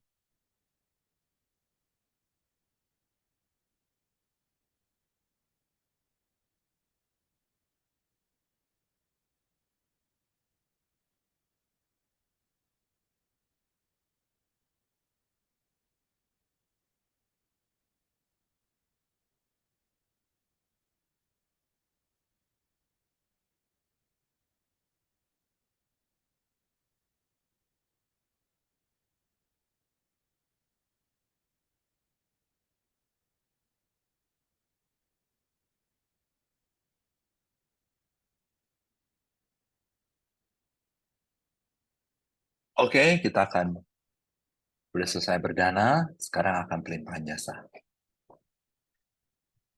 Semoga semua jasa kebajikan seperti sama dana, dana wihara, dana kesehatan wihara, dana kursi pesangga, dana kuti sangga, dana ketina sangga, dana persilang wihara, dana pengurangan sima, dana pembangunan wihara, dana pembangunan gedung sangga, dan namakan sangga dan semua kebajikan dan lainnya, mengatasnamakan sila dan cinta kasih luhur, belajarlah menyebar dan memperisa suci dan pelimpahan jasa dan semua, dan membantu mengatasnamakan paramita semua para dan semua kebajikan lainnya, semoga melimpah kepada semua makhluk di seluruh alam semesta dan para leluhurnya, untuk semua meditator cinta kasih luhur dan para leluhurnya, untuk semua malam bodhisatta dan para leluhurnya, untuk Sedar dan para leluhurnya, Sedau Rewata dan para leluhurnya, Sedau Koida dan para leluhurnya, Almarhum Mahatero Arya Dhamma dan para leluhurnya, Sedau Kansa dan para leluhurnya, semua Maha Bodhisatta dan para leluhurnya, untuk Almarhum Kumesa Sedau dan para leluhurnya, untuk Bebili dan para leluhurnya, untuk semua Raja Saka di seluruh alam semesta dan para leluhurnya, untuk semua Raja Dewa di seluruh alam semesta dan para leluhurnya, untuk semua Dewa di seluruh alam semesta dan para leluhurnya,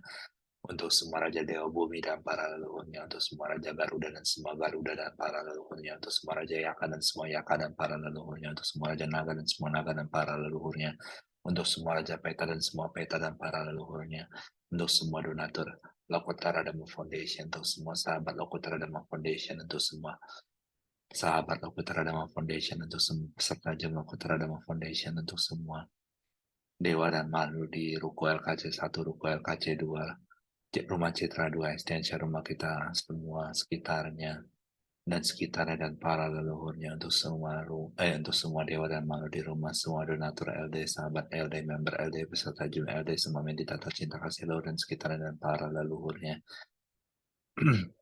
Untuk semua meditator cinta kasih leluhur dan para leluhurnya, untuk semua malu di seluruh alam semesta dan para leluhurnya, untuk Pak Paulus dan para leluhurnya, untuk Iranes dan para leluhurnya, untuk Adeline Yuliana dan para leluhurnya, untuk Afifa dan para leluhurnya, untuk Ahmad K dan para leluhurnya, untuk Alex Adityono dan para leluhurnya, Andi dan para leluhurnya, Andrika dan para leluhurnya, Bunbel dan para leluhurnya, Chandra dan para leluhurnya, Dede dan para leluhurnya, Darmadi Bumi dan para leluhurnya, Edi Susanto dan para leluhurnya, Elena Punalia dan para leluhurnya, Emi Hui dan para leluhurnya, ID Galaxy J7 Pro dan para leluhurnya, Hadi Alvaro dan para leluhurnya, Hendra Wijaya dan para leluhurnya, Ibu Herlinda Yopsoni dan para leluhurnya, Hernawati Gojali dan para leluhurnya, Hesti dan para leluhurnya, Irawanta dan para leluhurnya, Jessica dan para leluhurnya, Jesselyn dan para leluhurnya, Doni Wijaya dan para leluhurnya, Kerry dan para leluhurnya, Lina Jo dan para leluhurnya, Linda Lai dan para leluhurnya, Liza dan para leluhurnya, Nana dan para leluhurnya, Natalia Wisaka dan para leluhurnya, Rita Chen dan para leluhurnya,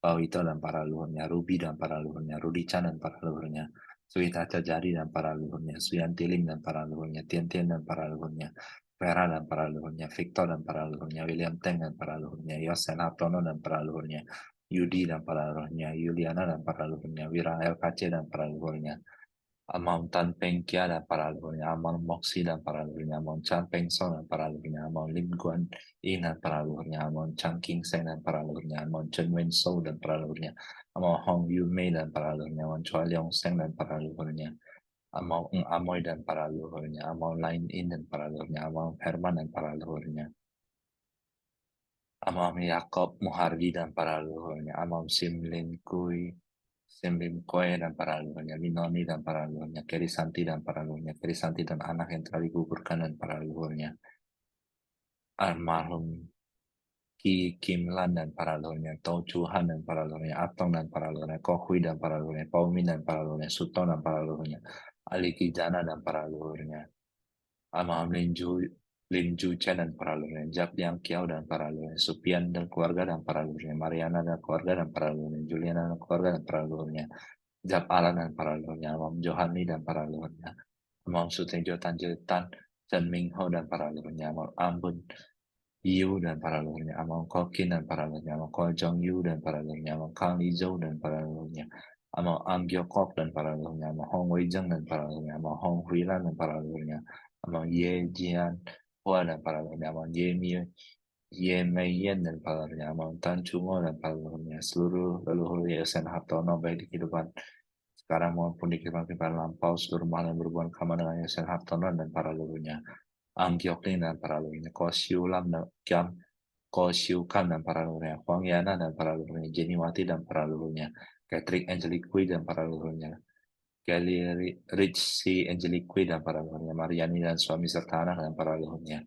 Martiani dan Adi beserta anak dan para leluhurnya, Tiana dan Marianto Putra beserta anak dan para leluhurnya, Sumarni dan Edi Anto beserta anak dan para leluhurnya, kakak ipar Dewi beserta kedua anak, Sukin dan para leluhurnya, Sukinta dan para leluhurnya, Alamsyah dan para leluhurnya, Ismarni dan para leluhurnya, Amar Merijo dan para leluhurnya, Yusuhui dan para leluhurnya, Amam Surya Wijaja dan para leluhurnya, Unborn Baby dan dari Victor dan Susana dan para leluhurnya, Amun Baby dari Victor dan Lisa dan para leluhurnya, Aura dan para leluhurnya, Chloe dan para leluhurnya, Amam Huang, Ikian dan para leluhurnya, Amam Sujisi, Amam Siji dan para leluhurnya, Susana dan para leluhurnya, Lisa dan para leluhurnya, Victor dan para leluhurnya, semua malah yang sengaja dan tidak sengaja terbunuh oleh Victor dan para leluhurnya, Bapak Sujayadi dan para leluhurnya, kakak kakek Daran dan para leluhurnya, nenek Asmira dan para leluhurnya, kakek Saman dan para leluhurnya, nenek Suinih dan para leluhurnya, Karsiti dan para leluhurnya, Samini dan para leluhurnya, Sukemi dan para leluhurnya, Mamuk dan para leluhurnya, Markat dan para leluhurnya, Raden dan para leluhurnya, Asia dan para leluhurnya, Katmini dan para leluhurnya, Ramini dan para leluhurnya, Suparti dan para leluhurnya, Herman Supardan dan para leluhurnya, Suheri dan para leluhurnya, Hesti dan para leluhurnya, anak-anak keguguran laki-laki dan para leluhurnya, semua leluhur Lina Yuliana dan para leluhurnya, Amam Joy Moihua dan para leluhurnya, Amam bayi berapa hari dari rahim dan Eliana dan para leluhurnya, semua malam berhubungan kaman dengan Eliana dan para leluhurnya, Bapak Tio Ceklai dan para leluhurnya, Amam Bunging Eng dan para leluhurnya, Amam Susan Gojali dan para leluhurnya, seluruh leluhur keluarga Go dan para leluhurnya, Go Ginjong dan para leluhurnya, Kalista Chowin dan para leluhurnya, Felicia Chowin dan para leluhurnya, David dan para leluhurnya, Jul Firman dan para leluhurnya, Gojali dan keluarga dan para leluhurnya, semua malam berhubungan kama dengan Nawati Gojali dan para leluhurnya,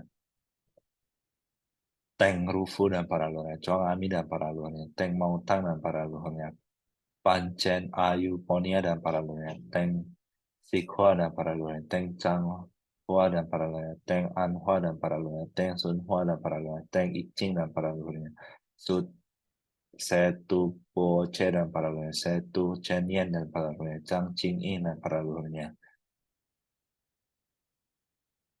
Lei Kuan Hop dan para leluhurnya, Amon Pang Si Moy dan para leluhurnya, Amon Tan Ki Hang dan para leluhurnya, Amon Ko Gek Im, Ko Guek, Ko Geok Im, dan Amon Ko Geok Im dan para leluhurnya, semua malam yang kelihatan dan tidak kelihatan dan para leluhurnya, Amon Chiu Gekyu dan para leluhurnya, Amon Wong Kim Wa dan para leluhurnya, Amon Johnny Yap dan para leluhurnya, Amon Wong Su Fen dan para leluhurnya, Amon Li Bunsan dan para leluhurnya, Amon Li Chunghua dan para leluhurnya, Amon Hendrik dan para leluhurnya, semua leluhur di kehidupan masa lalu, sekarang, dan semua malam berhubungan kama dengan Afifah dan para leluhurnya, Bapak Paulus dan para leluhurnya, Ibu Natalia dan para leluhurnya, Yudi dan para leluhurnya, Teddy Anggra Kusuma dan para leluhurnya, Edi Anto dan para leluhurnya, Pigjun dan para leluhurnya, William Lucikun dan para leluhurnya, Wilson Darendis dan para leluhurnya, Daryanto dan para leluhurnya, Acing Chan dan para leluhurnya, Herlina dan para leluhurnya, Darwin dan para leluhurnya, Wong Suchan dan para leluhurnya, Awi dan para leluhurnya, Acian dan para leluhurnya, semua malu dan para leluhurnya, Eliana dan keluarga dan para leluhurnya. Oke,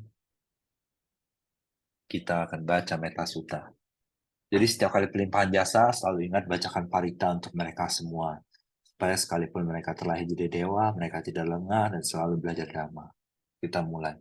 Jadi setiap kali baca Metta Sutta, kita inginkan dalam hati kita, semoga dengan semua kebajikan kita bisa mengkondisikan semua makhluk di seluruh alam semesta memiliki pemahaman yang paling maksimal akan Metta Sutta dan semua jalan Sang Buddha, keyakinan yang paling maksimal akan Metta Sutta dan semua jalan Sang Buddha, semangat yang paling maksimal untuk mempraktekkan Metta Sutta dan semua jalan Sang Buddha.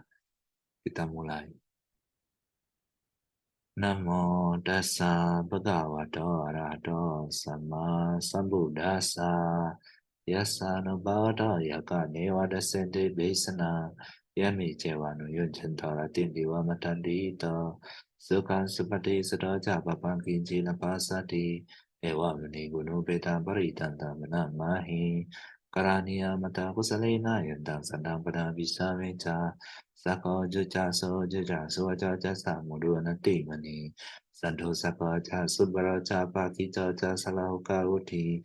Sanindriyo cha nipago cha palago kuliso nano gido na cha buddha sama chare kinchi na vinyo pare pawadeyo sakina akimina ondo sambe sata bondo sakitata yeke chi parabuta teta sawata warawo nawa sesa diga vai mandam ji marasaka no patula dita vai wa dita yo adore wa santiya idure buddha wa samboy siwa sabe sata bondo sakitata na para paramiko betanya timanya tata cinang kanji biaro sana petika senyanya namanya sadeka micea mata ya tani yang puta mai sai ka buta menurake ewan bisa babode semana samboya parimana metanca sebelah kasming mana samboya parimana udang do catilian ca sabada wera samada denan cara nisinawa seno yawata sawita mida etang satinga ditia brahma metang yarai damahu ditin cana pagama silawada sanina sampanya kami sewini agedang nai jatuh kabase yang punya retiti bawan tu sabah manggalakan tu sabah dewata sembah Buddha nabawina sedasuki bawan tu te bawan tu sabah manggalakan tu sabah dewata sabah dhamma nabawina sedasuki bawan tu te bawan tu sabah manggalakan tu sabah dewata sabah sangha nabawina sedasuki bawan tu te.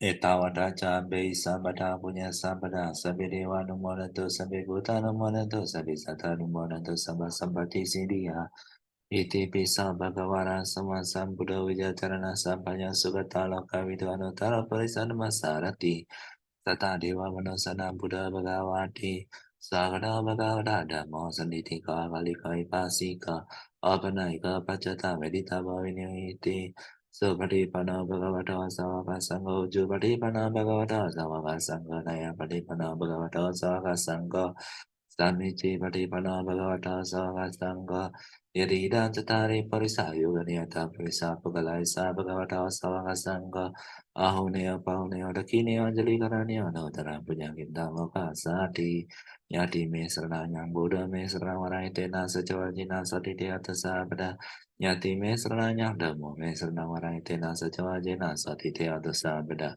Nyati me serananya sanggo me serana warai tena sajawa jena sati te adasa beda. Etawada jambi samada punya sampada sabi dewa numodantu sabah sambati sidia. Sabi buta numodantu sabah sambati sidia. Sabi sata numodantu sabah sambati sidia. Ida moya tidak ada sekitar nyata yo. Ida moya tidak ada sekitar nyata yo. Ida moya tidak ada sekitar nyata yo. Akasata jabu mata dewa naga maidika punya tanah monikarakan toloka santing. Akasata coba mata dewa naga maidika punya tanah molibai maurakato rataka dewa wasatu kalena sesa sambati hotu capita bawa telo cara jabawa tedamika akasata coba mata dewa naga maidika punya tanah molibai ciara kanto sama sang buddha sasana Akasata coba mata dewa naga maidika punya tanah molibai ciara kanto desa nang Akasata Cabu Mata Dewa Nagama Idika punya tanah modal cara kata laku terhadap foundation Loving Finance Community Koinan Business Akasata Cabu Mata Dewa Nagama Idika punya tanah modal cara kata Ruko LKC 1 Ruko LKC 2 Rumah Citra 2 Extension Rumah kita semua Rumah semua donatur LD Rumah semua sahabat LD Rumah semua member LD, rumah semua peserta Zoom LD, rumah semua meditator cinta kasih luhur. Akasata cepu mata dewa agama edika punya tanah diwacarakan tuh.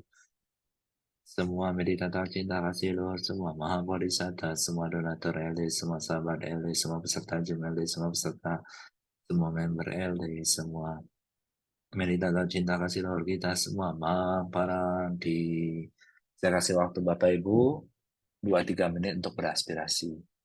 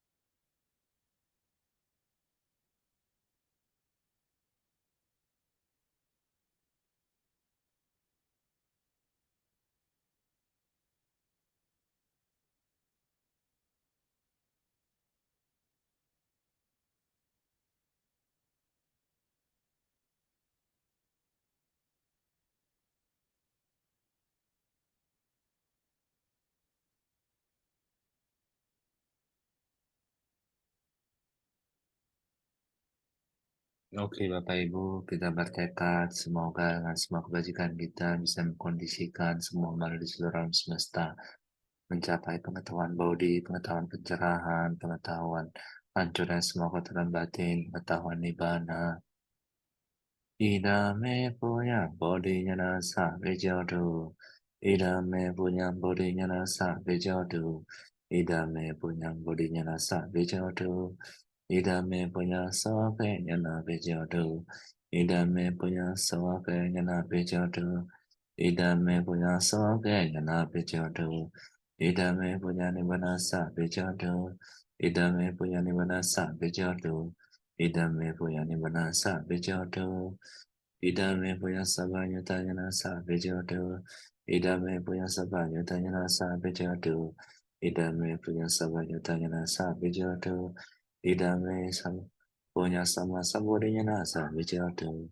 Idame punya sama sabodinya nasa bejodo. Idame punya sama sabodinya nasa bejodo.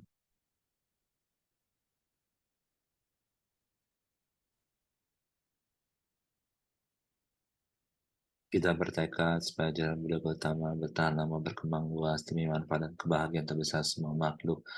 Kita bertekad agar tradisi para Buddha terus bertahan hingga masa depan tak terhingga demi kebahagiaan dan manfaat terbesar semua makhluk. Gautama Buddha Sasana Ciranti Gautama Buddha Sasana Ciranti Gautama Buddha Sasana Ciranti Buddha Sasana Ciranti Buddha Sasana Ciranti Buddha Sasana Ciranti Imaya Dhamano Dhamma Pati Pati Buddha Pujimi Imaya Dhamano Dhamma Pati Pati Dhamma Pujimi Imaya Dhamano Dhamma Pati Pati Sangha Pujimi ada imaya pati pati jati jara viri marana parimuci sami. Anicca vata sankhara upadavaya damina pajirvani runjandi te samapa samo sukha. Dukkha sankhara upadavaya damina pajirvani runjandi te samapa samo sukha. Anatta vata sankhara upadavaya damina pajirvani runjandi te samapa samo sukha. Yeramaita pavayate sante santadagata. Yeramaita pavayate sante santadagata. Yeramaita pavayate sante santadagata. Oke, terima kasih Bapak Ibu semua. Semoga sehat-sehat selalu, keluarga harmonis, rezeki lancar, semoga panjang umur, banyak berkah, banyak kebahagiaan, makin bertambah, berkembang dalam kebijaksanaan Dhamma, keyakinan Dhamma, semangat Dhamma. Terima kasih Bapak Ibu sudah mengikuti kelas Zoom. Semoga bisa bertemu lagi di kelas-kelas Zoom berikutnya. Terima kasih.